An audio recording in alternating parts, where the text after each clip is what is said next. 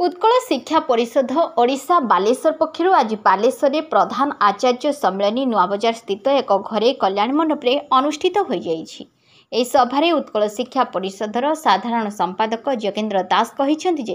प्रधान आचार्य सम्मेलन माध्यम बेसरकारी शिक्षानुष्ठान मानकरे जो सब समस्या रही सरकार जो भली भाबरे कटकणा सब करुछंती विभिन्न समस्या नै एही बैठक में आलोचना करा जाइछि। उभय शिक्षा मंत्री और गणशिक्षा मंत्री को 7 दफा दाबीपत्र एसबू समस्या विषय में आलोचना कराजिबो बोली उत्कल शिक्षा परिषदर साधारण संपादक श्री दास कहिसेंति। विशेषकर यूडाइस प्लस हेउ अबा सरकारी शिक्षा व्यवस्था रे 25% मागणा शिक्षा व्यवस्था हेउ किंबा जो विभिन्न प्रकार समस्या रही विगत दिन में सरकार बसी बेसरकारी शिक्षानुष्ठान मानकरे जो सब समस्या सबको सरकार दृष्टि गोचर करा समस्यार समाधान पाई सरकार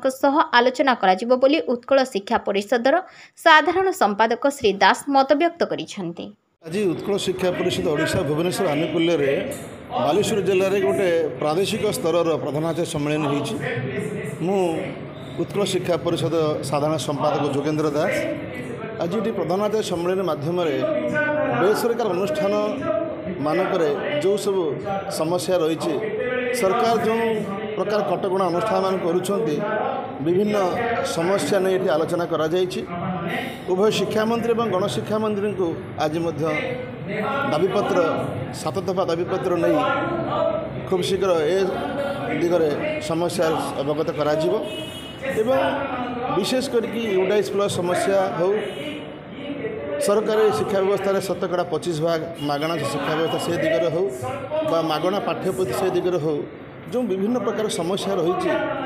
से समस्या दिगरे केमती सरकार दृष्टि आकर्षण करा आगामी दिन में सरकार सह बसी यही अनुष्ठान बेसरकार अनुष्ठान मान जो सब समस्या रही से समस्या किभली समाधान करा से दिगरे आज आलोचना करा जायथिला। एठी केवल सम्मेलन नुहे ये गोटे ओरिएंटेशन प्रोग्राम हो शिक्षक प्रधान शिक्षक मानक विभिन्न रेकर्ड पत्र किभली से ठीक ठाक करेंगे तार ट्रेनिंग दि जाए यूडाइस प्लस ट्रेनिंग दिखाई विशेष कर सरकार जो नूतन शिक्षा नीति से बाबद गोटे विशेष आलोचना चक्र ये अनुष्ठित हो जाए। बालेश्वर मयूरभंज भद्रक केउंझर जाजपुर पुरी विभिन्न जिलार जो विवेकानंद शिक्षा केन्द्र प्रधानाचार्य मान अच्छी संगठित होती।